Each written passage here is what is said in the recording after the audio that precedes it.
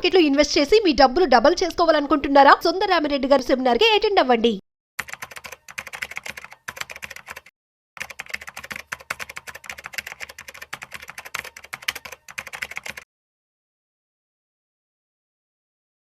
నమస్కారం సుందరరామిరెడ్డి గారు. నమస్తే సార్. గోల్డ్ అంటే ప్రస్తుతం దీనికి సంబంధించింది ఏంటంటే రకరకాల స్పెక్యులేషన్స్ నడుస్తున్నాయి. అండ్ రీసెంట్గానే ఒక న్యూస్ ఒకటి బయటికి రావడం జరిగింది. హౌస్ హోల్డ్సే 50 tons గోల్డ్ సోల్డ్ చేశారన్నటువంటి న్యూస్ ఒకటి. వీటిలోనే అంటే అసలు ఇండియాలో మొత్తం ఎంత గోల్డ్ ఉంది అండ్ ఎంతవరకు మనం దాన్ని మినిమం మెయింటైన్ చేయాల్సినటువంటి అవసరం ఉంటుంది. అండ్ గోల్డ్ రేట్స్కి సంబంధించింది కూడా ఫ్లక్చువేషన్స్ ఎప్పటికప్పుడు జరుగుతూనే ఉంటాయి. సో ఇప్పుడున్న దాంట్లో ఏ విధంగా ఉండే అవకాశం ఉందంటారు అసలు? బేసికల్గా ఇండియా వాళ్ళు ఏంటంటే ఇప్పటి వరకు అంటే వాళ్ళు గోల్డ్ కౌన్సిల్ అని ఒకటి ఉంటుంది.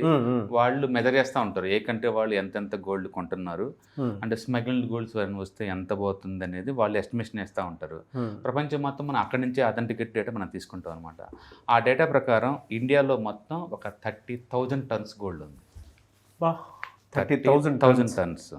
అయితే ఎంత అది ప్రైవేట్ ప్రాపర్టీ, అది గవర్నమెంట్ దగ్గర ఉంది, గవర్నమెంట్ సొంతం, మిగతా మొత్తం ప్రైవేట్ ప్రాపర్టీ కదా. అందుకని ఆర్బీఐ దగ్గర రఫ్గా అరౌండ్ 700 tons దాకా ఉందన్నమాట. ఎవ్రీ ఇయర్ వాళ్ళు ఒక 20-30 tons అని యాడ్ చేసుకుంటూ పోతుంటారు. సో ప్రపంచవ్యాప్తంగా అన్ని సెంట్రల్ బ్యాంక్స్ కూడా ఏ అయితే కొంటాయో అవి అఫీషియల్గా గవర్నమెంటే అనమాట. ఇంకా మిగతా మొత్తం ప్రైవేట్ ప్రాపర్టీ. అందుకని వరల్డ్ గోల్డ్ కౌన్సిల్ ప్రకారం ఇండియాలో మొత్తం ఉన్న గోల్డ్ ఆల్మోస్ట్ 30,000 tons. ఇండియా వాళ్ళు అఫీషియల్గా అండ్ గల్ఫ్ నుంచి కావచ్చు, లేదా స్విట్జర్లాండ్ నుంచి కావచ్చు, లేదా సౌత్ ఆఫ్రికా నుంచి కావచ్చు, మొత్తం మీద సంవత్సరానికి ఒక 700 టన్నుల గోల్డ్ ఇంపోర్ట్ చేసుకుంటారు. 700 టన్నులు అఫీషియల్ రూట్లో, గవర్నమెంట్ లెక్కల ప్రకారం. ఇక స్మగుల్డ్ గోల్డ్ అనుకుంటే ఇంకొక 700 tons మనం ఈజీగా యాడ్ చేసుకోవచ్చు. అక్కడక్కడ దొరుకుతుంటాయి కదా ఎయిర్పోర్ట్లో పట్టుకుని 5 kgs 10 kgs అంటుంటారు కదా, అవి చాలా ఎక్కువ ఉంటుంది అనమాట. ఇంకా బట్ అఫీషియల్ రూట్లో మాత్రం 700 tons తీసుకుంటూ ఉంటారు. అండ్ ఈ మధ్య ఏంటంటే మన గోల్డ్ మొత్తం ఆల్మోస్ట్ 99% ఇంపోర్ట్స్ గోల్డ్. ఎందుకంటే ఇండియాలో గోల్డ్ మైనింగ్స్ లేవు, ఉన్న అది నెగ్లిజిబుల్ గోల్డే తయారు చేస్తాయి అనమాట ఇక్కడ. అందుకని ఇంపోర్ట్స్ మొత్తం బయట నుంచి ఇంపోర్ట్ చేసుకోవాలా. ఈ మధ్య ఏంటంటే రూపీ బాగా వీక్ అవుతుంది కదా. లాస్ట్ 1 yearలో రూపీ ఆల్మోస్ట్ 97 రూపీస్ దాకా వెళ్ళింది మన $1.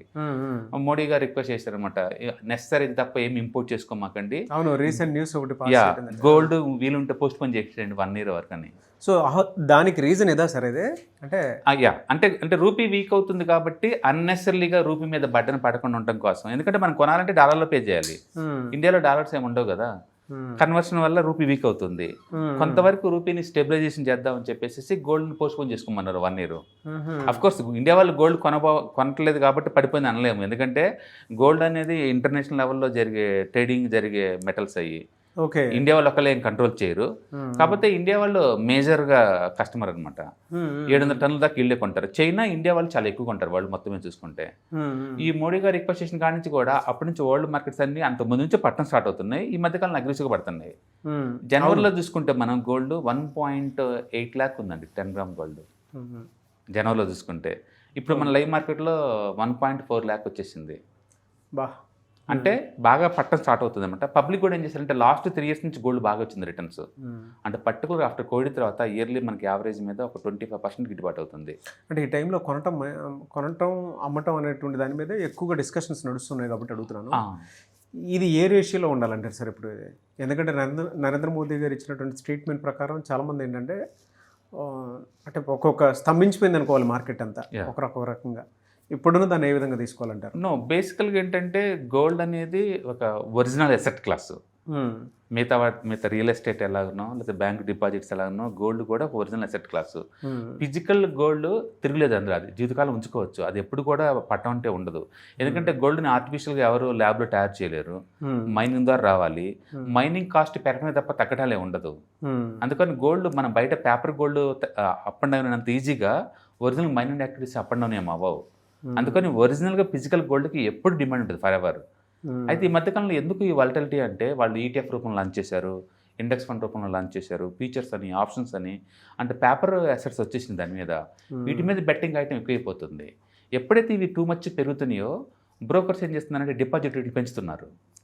డిపాజిట్స్ రేట్లు పెంచేసరికి ఎవరి దగ్గర అయితే డబ్బులు వాళ్ళు క్లోజ్ చేసుకుంటున్నారు. ఆ ప్రెజర్ తోటి పడతం స్టార్ట్ అవుతున్నాయి అనమాట. అందుకని మెటల్స్లో వాలటిలిటీ ఎక్కువ ఉంది.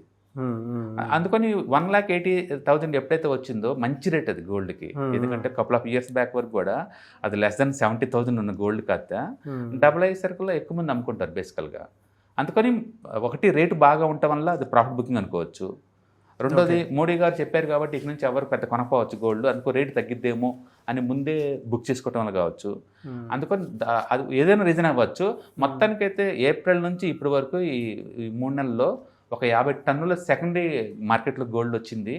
అది ఎక్కువ అవుతుంది అనమాట. అంటే ట్రెడిషనల్గా ఏంటంటే ఎవ్రీ మంత్ యావరేజ్ మీద చూసుకుంటే మనకి ఒక 20-30 టన్నులు అమ్ముతారు. అలాంటిది ఈసారి 40 టన్నులు అమ్మారు సెకండరీ గోల్డ్. అంటే రేట్ ఎక్కువ ఉండటం వల్ల ఎంతో కొంత ఎన్కాష్ చేసుకొని లిక్విడిటీ క్యాష్ చేసుకుందామని. ఎందుకంటే ప్రపంచవ్యాప్తంగా వడ్డీ రేట్లు పెరుగుతున్నాయి. అమెరికాలో వడ్డీ రేట్లు పెరిగితే ఏమవుతుందంటే గోల్డ్ అని రమ్మేసుకుంటారు. ఎందుకంటే సేఫ్టీగా ఇయర్లీ మనకి 5% వస్తుంది అనుకోండి, గోల్డ్లో ఇన్వెస్ట్ చేసి రిస్క్ తీసుకోవాలని ఎందుకు తీసుకుంటారు? అందుకని ప్రపంచవ్యాప్తంగా లిక్విడిటీకి ఇష్యూస్ ఉన్నాయి. అమెరికాలో వడ్డీ రేట్లు పెంచుతున్నారు న్యూస్ వస్తుంది. కాబట్టి గోల్డ్ని అమ్మేసుకుంటున్నారు ముందే, ఎందుకంటే లాస్ట్ ఇయర్ బాగా పెరిగింది కాబట్టి. అట్లా వరల్డ్ వైడ్గా గోల్డ్ పడుతుంది కాబట్టి ఇండియాలో కూడా గోల్డ్ డ్రాప్ అవుతుంది. అండ్ సెకండరీ మార్కెట్లో మాత్రం లాస్ట్ 3 నెలల్లోనే బిగ్గెస్ట్ గోల్డ్ అంటే 50 టన్నుల గోల్డ్ మార్కెట్లోకి వచ్చింది. దీని ద్వారా 3 నెలలకే 50 టన్నులు అంటే సంవత్సరం మొత్తం మీద 200 టన్నులు బయటకు వచ్చింది అనుకోండి, ఇంపోర్ట్స్ తగ్గిపోతాయి కదా ఆటోమేటిక్గా. ఇండియాకి కావాల్సింది ఇంపోర్ట్స్ తగ్గటం. ఇండియాలో గోల్డ్ ఎంత రీసైక్లింగ్ అనే పెద్ద ఇబ్బంది ఏం లేదు, ఎందుకంటే ఇంటర్నల్ తిరుగుతుంది కాబట్టి.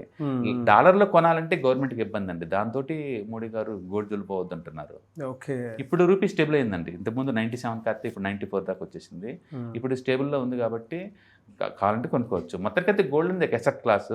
ఇయర్లీ ఎక్స్పెక్టేషన్ మన యావరేజ్ మీద ఒక 10% నుంచి 12% పెట్టుకుంటే కన్జర్వేటివ్ బాగుంటుంది, కానీ ఇయర్లీ 30-40 అట్లా మూవ్ అవ్వదు.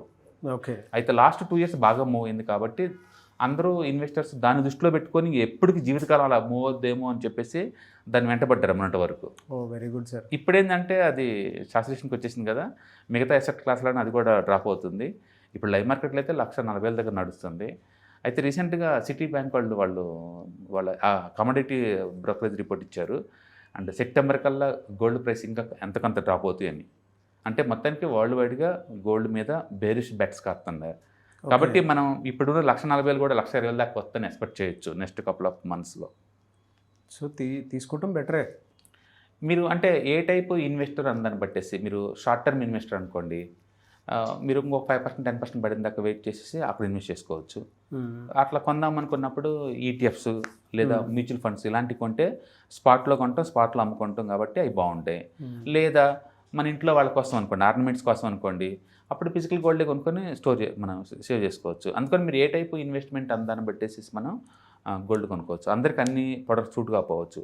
But as a short term speculation చేద్దాం అనుకుంటే మాత్రం ఎస్ఐపి ఫార్మేట్లో పెట్టుకుంటూ లాభం వచ్చిన తర్వాత అమ్మేసుకోవడం బెటర్ అనమాట. అందుకని ఈటీఎఫ్స్ ఇన్వెస్ట్మెంట్ ఫార్మేట్లో బాగుంటుంది.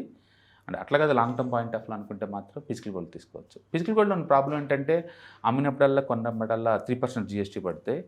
ప్లస్ మేకింగ్ ఛార్జెస్ చాలా ఎక్కువ ఉంటాయి. అది 10-20% దాకా ఉంటుంది, depending upon the ornament designs బట్టి ఉంటుంది అనమాట.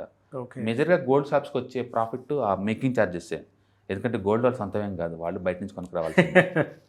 అందుకని గోల్డ్ రా మెటీరియల్ తీసుకొస్తారు, డిజైన్స్ స్టార్ చేస్తారు, ఆ డిజైన్స్ని బట్టేసి వాళ్ళకి రేట్ వస్తుంది అంతే. కాబట్టి వాళ్ళకైనా సరే గోల్డ్ బై సెల్లే కాబట్టి ఓన్లీ మేకింగ్ ఛార్జెస్ అనమాట. అందుకని మనం ఫ్రీక్వెన్సీగా డిజైన్స్ మారుస్తున్నాం అనుకోండి మనకే దండగా.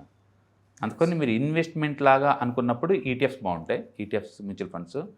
లేదు ఇంట్లో వాళ్ళ కోసం అనుకున్నప్పుడు తప్పదు కాబట్టి ఫిజికల్ గోల్డ్ తీసుకోవచ్చు. Thank you so much.